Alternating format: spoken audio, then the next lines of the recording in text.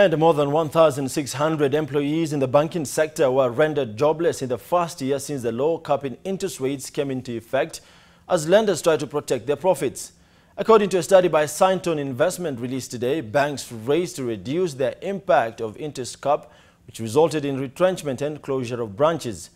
Now let's have a look at some of the lenders that have disclosed the number of sacked staff, which Equity Group leads its peers with 400 retrenchments, followed by Barclays Bank, which let go of 301 staff. Standard Chartered Bank of Kenya sent 300 employees home, while KCB Group retrenched 223. National Bank sacked 150 employees, 108 by CDN Bank, 106 by Sharia-compliant lender First Community Bank, and NIC laying off 32 of its workforce. More people might have been affected by the industry retrenchment since this data only covers banks that made public their restructuring plans. Cytonn attributes these job losses to the tough operating environment following the capping of interest rates in 2016, even as the government promises a review of the law.